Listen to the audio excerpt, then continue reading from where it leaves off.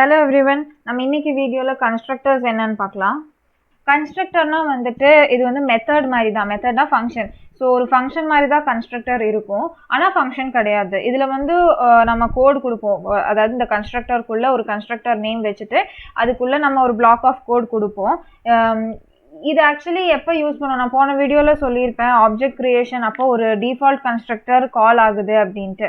So generally ஒரு object நம்ம create பண்ணுறப்போ ஒரு கன்ஸ்ட்ரக்டர் கண்டிப்பாக கால் ஆகும். இது எதுக்கு யூஸ் பண்ணுறோம் அப்படின்னா ஒரு ஆப்ஜெக்டை இனிஷியலைஸ் பண்ணுறதுக்கு நம்ம யூஸ் பண்ணுவோம் ஜென்ரலி கன்ஸ்ட்ரக்டர்ஸ் அப்படிங்கிறப்போ. அதாவது கன்ஸ்ட்ரக்டர் வந்து டிஃபால்ட் கன்ஸ்ட்ரக்டராக இருந்துச்சு, அதாவது நோ பேராமெட்ரைஸ்டு கன்ஸ்ட்ரக்டராக இருந்துச்சு அப்படின்னா நம்ம எந்த இனிஷியலைசேஷனுமே பண்ண மாட்டோம், அது ஜஸ்ட் ஆப்ஜெக்ட் கிரியேஷனுக்காக. இதே இது பேராமெட்ரைஸ்டு கன்ஸ்ட்ரக்டர்ல வந்து நம்ம ஆர்குமெண்ட்ஸோ பேராமீட்டர்ஸோ அப்படி கொடுத்தோம்னா அது வந்து பேராமெட்ரைஸ்டு கன்ஸ்ட்ரக்டர். அப்போ அந்த பேராமீட்டர்ஸ் வந்துட்டு ஆப்ஜெக்ட்டுக்கான வேல்யூ, அந்த ஆப்ஜெக்ட் வந்து அந்த வேல்யூனால நம்ம இனிஷியலைஸ் பண்றோம். இதுல வந்து நம்ம நியூ கீவேர்ட் யூஸ் பண்ணுவோம். ஜென்ரலி நம்ம ஆப்ஜெக்ட் கிரியேட் பண்றப்ப எப்படி கிரியேட் பண்ணுவோம் அப்படின்னா கிளாஸ் நேம் அப்புறம் object name equal to new keyword கொடுத்துட்டு அதுக்கப்புறம் கிளாஸ் நேம் அகைன் கொடுத்து ஓப்பன் பிரேஸ் க்ளோஸ் பிரேஸ் பண்ணுவோம். ஸோ அந்த பர்டிகுலர் லாஸ்டா கொடுக்குற அந்த class name with open brace and close brace அதுதான் வந்துட்டு ஆக்சுவலி கன்ஸ்ட்ரக்டர். இப்போ நியூ கீவேர்ட் கொடுக்கறனால கன்ஸ்ட்ரக்டர் வந்து கால் ஆகுதுன்னு சொன்னேன். ஸோ அந்த பர்டிகுலர் கன்ஸ்ட்ரக்டர் வந்துட்டு டிஃபால்ட் கன்ஸ்ட்ரக்டர். கன்ஸ்ட்ரக்டர் நேம் எப்போவுமே வந்து கிளாஸ் நேம், அந்த பர்டிகுலர் கிளாஸ் நேமோட அதே நேம் தான் கன்ஸ்ட்ரக்டருக்கு கொடுப்போம். கன்ஸ்ட்ரக்டர் வந்து அப்புறம் எதுவுமே ரிட்டர்ன் பண்ணாது. அதாவது ஏதாச்சும் பிரிண்ட் பண்ணணும்னா நம்ம அதில் பண்ணிக்கலாம், இல்லை ஏதாச்சும் மேத்தமேட்டிக்கல் ஆப்ரேஷன் பெர்ஃபார்ம் பண்ணும், வேற ஏதாச்சும் பண்ணும் அப்படின்னா நம்ம கன்ஸ்ட்ரக்டருக்குள்ளே பண்ணிக்கலாம். பட் ஆனால் கன்ஸ்ட்ரக்டர் வந்து எதுவுமே ரிட்டர்ன் பண்ணாது. ஸோ இதில் மெயினாக பார்க்க வேண்டியது 3 விஷயம். ஒன்று வந்து கன்ஸ்ட்ரக்டர் நேம் வந்து சேம் ஆஸ் கிளாஸ் நேமாக இருக்கும், கன்ஸ்ட்ரக்டர் எதுவுமே ரிட்டர்ன் பண்ணாது. அப்புறம் வந்துட்டு ஆப்ஜெக்ட் கிரியேஷன் பண்ணுறப்போ டிஃபால்ட் கன்ஸ்ட்ரக்டர் அங்கே கால் ஆகுது. இப்போ நியூ கீவேர்டு என்னன்னா ஒரு ஆப்ரேட்டர், அதாவது ஒரு keyword that creates the object of a class. ஒரு ஆப்ஜெக்ட் கிரியேட் பண்ணுறதுக்காக அந்த நியூ கீவேர்டு கொடுத்தா தான் ஆப்ஜெக்ட் கிரியேட் ஆகும், அதுக்காக யூஸ் பண்ணுற ஒரு கீவேர்டு.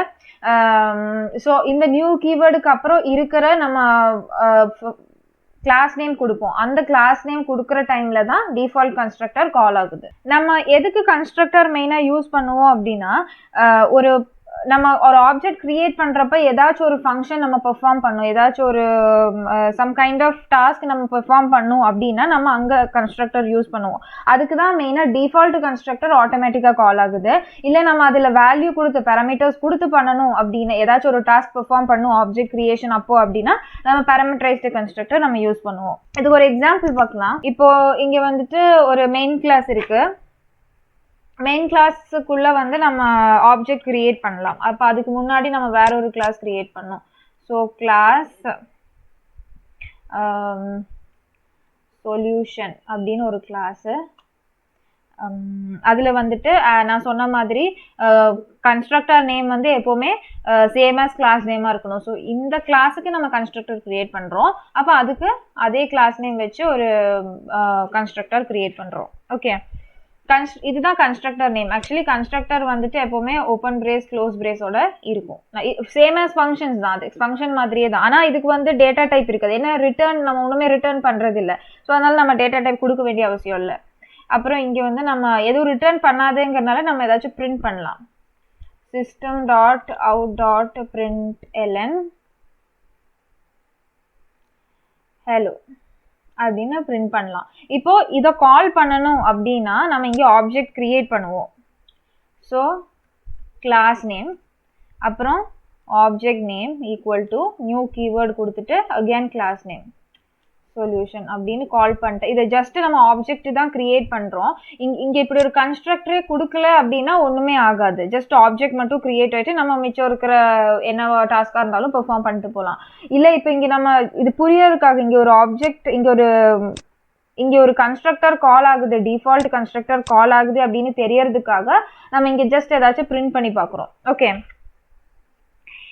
இப்போ இதுதான் ஆக்சுவலி டிஃபால்ட் கன்ஸ்ட்ரக்டர்.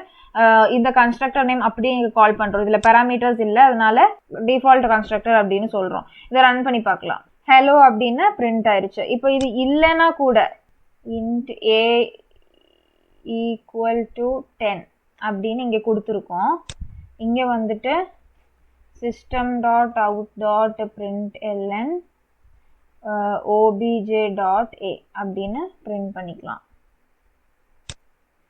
இது பிரிண்ட் பண்ணி பார்த்தா நம்ம ஜென்ரலி அதாவது இப்போ கன்ஸ்ட்ரக்டர் அங்கே நம்ம எதுவும் மென்ஷன் பண்ணல. டிஃபால்ட் கன்ஸ்ட்ரக்டர் வந்து எப்போவுமே ஆப்ஜெக்ட் கிரியேட் பண்ணால் கால் ஆகும்.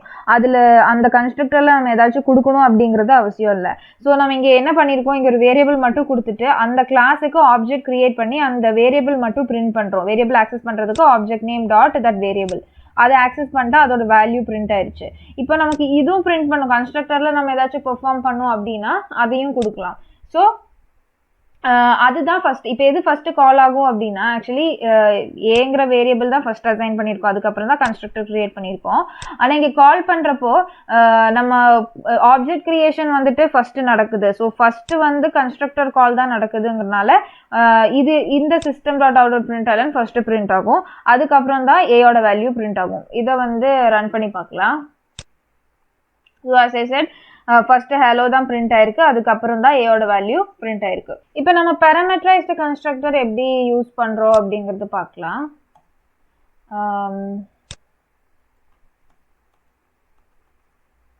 இங்கே வந்து ஒரு வேல்யூ கொடுத்துக்கலாம், ஒரு இன்டீஜர் வேல்யூ, அப்புறம் ஒரு ஸ்ட்ரிங் கொடுத்துக்கலாம்.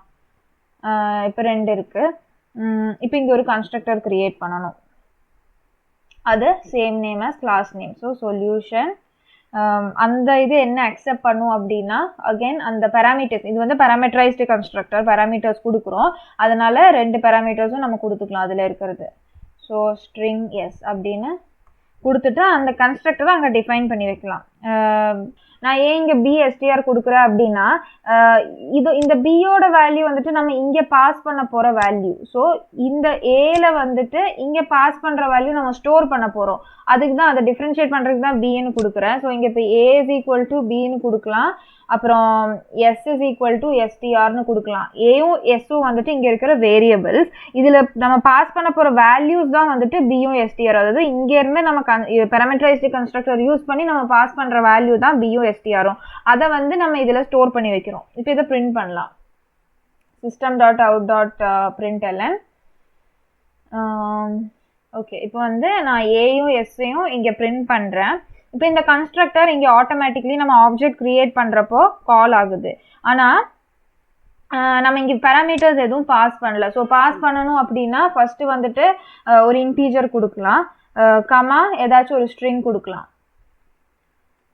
ஹலோ அப்படின்ட்டு கொடுக்கலாம். இது எவ்வளோ வாட்டி வேணாலும் நம்ம இந்த கன்ஸ்ட்ரக்டர் கால் பண்ணிக்கலாம். அதாவது ஒவ்வொரு ஆப்ஜெக்ட் கிரியேஷனும் ஒவ்வொரு கன்ஸ்ட்ரக்டர் கால் தான். So solution